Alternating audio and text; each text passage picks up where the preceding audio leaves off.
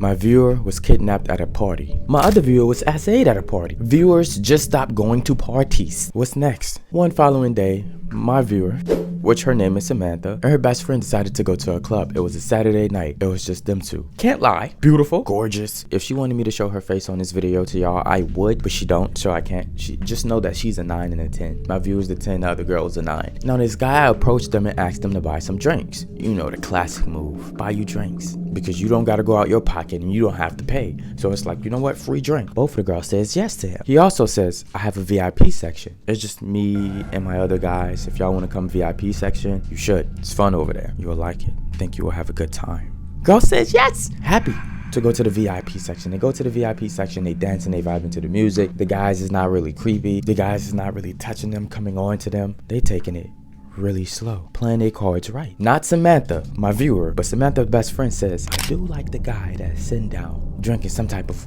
beverage. She said, I like him. This guy's gonna go by the name of Tom. She really likes Tom. So what she does, sit next to him. She drank her beverage right next to him and just drank for a bit until a conversation naturally started. And just when they thought it was supposed to be a good night, everything turned into a hellhole. It is very, very scary, especially like coming home from a club. I've worked security so much at clubs that, I see guys start to carry these girls out, and like I've had incidents where I'm like fact checking them. They don't know her name. Her friends aren't anywhere around. Oh, I just met her. I was helping her out. Put her down. Don't worry about it. I got her. And then the next day the person will text me, hey, I'm so glad you got me home. They believe she got a ride with someone after her Uber was running behind. Now they're hoping to get a look at surveillance video from the club to see whose car she got into. Now Samantha don't really like any of the guys.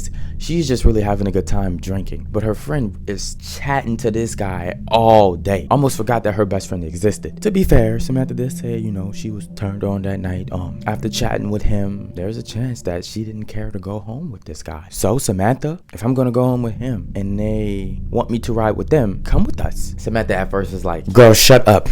You're not leaving with these strangers. You're coming home with me. So the two argue, go back and forth about trying to figure out a situation. Samantha was this close of leaving her best friend, just leaving her. Because there's no way that I'm about to leave with these strangers that I'm really not into like that. I just wanted to drink and have fun. Samantha's best friend ended up convincing her, ended up saying everything is going to be fine, it's going to be all right, saying there is an after party, we're going to an after party. It's not like we're just going to their house to cuddle or something. Like, who's to say I won't get kidnapped? I mean, oh my god. He pulled up, he tried to get me in his car, pretended to be my Uber, and now he's out of his car and he's like following me. Just never thought that would happen to me, and it happened to me. But be careful leaving clubs. They leave the VIP section. They leave the club, they get in the car, it's 3 guys, 2 girls. They go to whatever place that they go to. Maybe it's an Airbnb, because Samantha said this vibe, the house gave her the vibe of an Airbnb. So she think that these guys was just here for the moment. She was observing everything. Even though the guys was nice and sweet, she was picking up everything. They made it to the Airbnb, and when they first arrived there, she's like,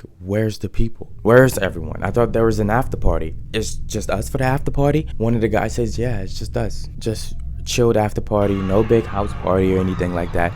To be fair, I think it's better if it's just us 5. The guy is telling her all of this and she's like, well, then this is not really an after party. She also noticed that one of the guys walked straight to the hallway and he grabbed a suitcase. Immediately you're gonna think it's his luggage, his clothes, his jacket, maybe his shoes is in there, maybe he's about to change. He grabbed his suitcase and he goes in the backyard. Now to get to the backyard, sometimes you have to walk through the kitchen. I don't know if you know what I mean, but some houses is set up where the kitchen is next to the backyard. A lot of houses, to be honest. So this is how she's seen him go to the back, grab the suitcase, then leave to the backyard with this suitcase. It was not alarming at first until what happens later. Then it became really extremely alarming. So the guy stays in the backyard for a very long time. It's just the 2 guys and the 2 girls. The guy got more alcohol. One of the guys got more alcohol. Maybe it was Tom. And everyone's drinking. Even Samantha's best friend. She's not worried a bit. She's having a good time. Talking to that guy. Flirting with that guy. Her night is going good. Samantha, she declines that. She said, no, I don't want anything. I'm okay. And she didn't drink. The guys did not force her to drink. She is watching her best friend drink carefully, make sure it's not getting spiked as they're pouring that alcohol for each other. And so they drank, vibe to music, and chill for the next hour while that guy is still in the backyard doing who knows what. You'll see later. Now we're gonna fast forward a little bit of time when they go inside of the backyard. This is when everything gets crazy. Completely. First. Why did I say it like that? First. Food, dinner, dessert, go get your snacks. We in 2025 now. This year, I'm planning on giving y'all the most content. I'm gonna put out so much videos this year than what I did last year. And the reason I'm gonna do that is because, honest truth, a lot of you that been DMing me and messaging me been saying that a lot of the people that y'all watch basically all posting the same stuff. I mean, I know y'all have y'all favorite YouTubers here and there, but lately for a lot of y'all, it's been hard to find videos. So I'm gonna make y'all life easier. And my goal is to post more and more and more. Travel the world, do investigations around the world. Go to places that I shouldn't go where people been murdered. Do investigations with real investigators. That being said, GGYS. Shout out to Corez Kitchen. Y'all already know what I'm about to say. GGYS. Go get your snacks. I just started off in your world.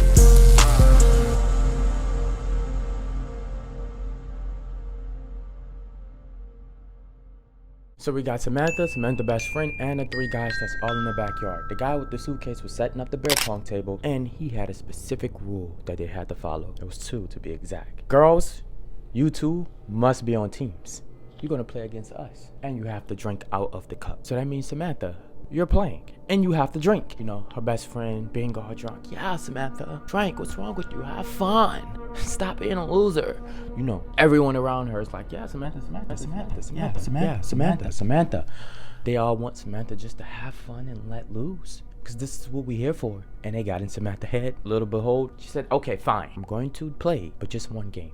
And that's it. Because she really was not comfortable getting loose and drunk around these strangers. She really didn't want to do this. Especially since she has to watch over her best friend. But she thinks she's gonna be fine playing this one game. So after the guy set up the beer pong, told her this rule and told them that you have to be on teams. Picked one of the guys and they played. Now, I've played beer pong many of times at many strangers' homes. It was one thing that I would always do. I would never drink out of the cups because the ball, it hits the floor. And when it hits the floor, you know, now the ball have this bacteria and dirt all on it, and it goes back in these cups. When you make it in the cup and you gotta drink out of this cup, no. Just for my snap. You know I got this. Let's go! I'm gonna have my own beverage, and every time I have to drink, I'll drink the elk. Raiden, I know you ready, bro. They all about to lose.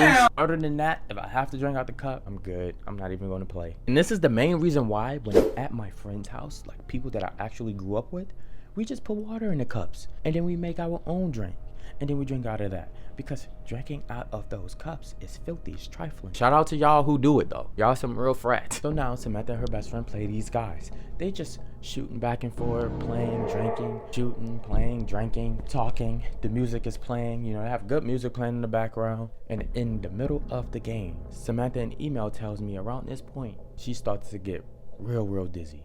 And her eyes starts to get a little blurry. Now they're in the middle to the end of the game. The friend, her best friend is already sitting down because her head started to get really dizzy, and she's already feeling really dizzy. She couldn't even stand no more really. Her head was hurting too bad and everything. She had to sit down. She said, I'm gonna sit down, I can't play anymore. So one of the guys sit down as well so it could be one-on-one, since, you know, the friend had to sit down. She just thinking the whole time that this is just the elk that's making her feel this way. But what was weird to her was in the cup was Malibu, and she drinks Malibu almost religiously. You know, at least when she's out drinking with friends and etc. like that. It's her favorite elk. Matter of fact, all of my friends who I've been to parties with, at least in America, I don't know about you Europeans, you Asians, you South Americans, but in America, a lot of the girls who are older, college girls, senior girls, junior girls, all love Malibu because it's like, it's really a drink for girls, women. It's not that strong. Okay, I am not saying women cannot drink strong drinks, because the women that I be around, at least during my party times, there were some drinkers and they drank a lot, and there was no keeping up with them.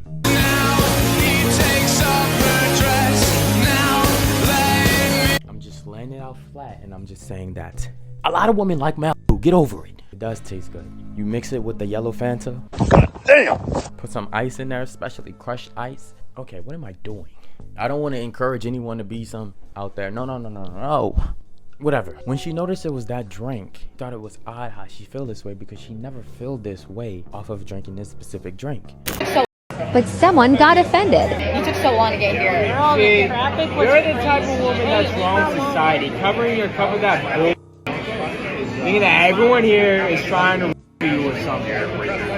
I always cover my drinks as a precaution. Listen, your face is a precaution enough. She knows this drink like the back of her hand. She does stuff with this drink all the time. Around the time she's finished in the game, it's almost like she can't walk. She had to sit down herself because she didn't know that in the cup, every cup was drunk. This is what she said. Now, I don't believe that it was every cup. I believe that it was only a little bit of whatever they put in the cups and like 1 or 2, maybe 3 cups. Because if it was in every cup, this means that you could have possibly OD'd. Now, let's just say, let's just go off of what she said because she was there. It's in every cup. This is extremely crazy because she really could have lost her life. She couldn't walk. She couldn't really see no more because her eyes were just closing and closing and closing because she was passing out from.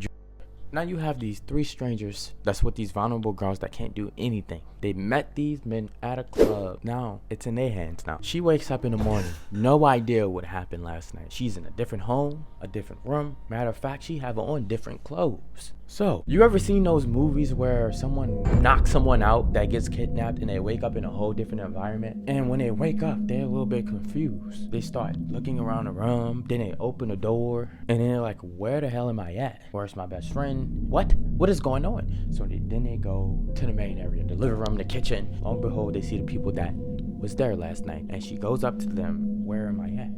Why do I have different clothes on? What happened last night? And the guy basically says, drunk too much last night. You passed out. When you passed out because you drunk too much, you started throwing up a lot. So we brought you to the toilet so where you can puke and puke and puke, and you had throw up all over your clothes. Now, I'm washing your clothes right now. She asks for her best friend and he says, yeah, she's in the other room.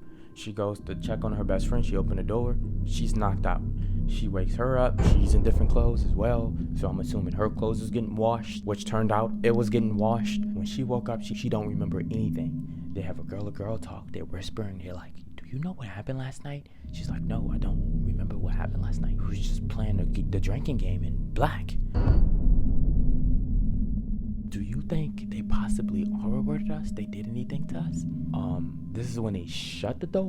They locked it. Took shit off because now they want to see if they was touched. We're about to get a little bit deep here. So they going down, using their fingers, smelling just to see if it's any odd weird smells, just to see if anything is a little bit different and off. Trying everything just to see if they was touched when they was out. One of the things that they did notice though, they did have on the same underwear that they wore that whole entire day. And bra, them 2 things were still attached. But while somebody is out like that, it's not hard to take that off, take advantage of that person and then put it back on. So they can't figure out if they was touched or not at all. It was kind of hard. What you need to know as well, when the girls was looking at themselves, they was looking for any bruises, anything odd and off, and they couldn't find anything. They talking to themselves really low because it's real quiet in the house. They shut the door. They don't want the guys to hear anything. They don't want them to suspect anything because they're in a new home. They don't know how far it is away from their home. And they don't have the phones in their room because they never asked for the phones yet. So they just play it safe. Now, they ended up getting their phones. They ended up being like 40 minutes, 30 minutes away from their home. That's what she said, 30 to 40 minutes away from my home, I was. When they got to the homes, both of the girls did shower. Now, when we was texting each other about this whole situation, I told her that you should have just went as is and went to go seek medical attention, because by you doing that, they can figure out things that you couldn't just see by looking and touching with fingers in just the eye. Till this day, she don't know if she was R-worded that night or not. To be honest, yeah, the guys did a couple of things that seemed like that was innocent, because we can't just paint this whole thing as a bad picture, even though it was, because remember, they passed out. We can't forget that they just passed out and things went black. Both of them. Like, why would they do that? If they actually did that to the cups, which I believe so, because remember, Malibu, wow. Things that made them seem innocent was washing their clothes and changing them. Maybe it was the guilt that they felt after doing what they did. That's why they did that. Because Samantha was like, we don't even know if they told us their real names. We don't have no idea where we was partying at. We don't know where that address is. I've never been in that neighborhood. She don't know. With that being said, she's saying this is because they could have left them while being out like a light on side of the road and just left. and they would have no idea who these people ever was. They would have just woke up on side of the road or somewhere in the woods. But they got the address of both of the homes because their phones had the locations where they last was. They just tracked back their steps. They took pictures of the license plates of the cars when they was leaving and caught the Uber to their home. And they was telling each other, like, it's no way that these men could be that stupid. But if they are, that's a good thing. You know, they was just having a address and a license plate just in case, you know, just in case. Yeah, this was 3 months ago, and they still have no idea to this day if something ever happened to them, which they believe. I believe, because it's no way they would do that to the drinks if they wasn't going to do something to you. Unless there's some weird doctors, secret underground doctors experimenting on y'all while y'all passed out or something weird stuff like that. Who knows? With that being said, DM me and email me y'all stories. If it's way too dark, way too deep with video footage, Patreon. But send me y'all stories. I love you. Stay safe. Don't trust strangers. Don't drink from strangers. Don't get peer pressured. Men protect the women. Women, have your eyes open. Watch the men. Even watch women, because women will set women up. Women will set y'all men up. I love you. Bye. If you really wanna fuck with me, bro, maybe you should come try and see.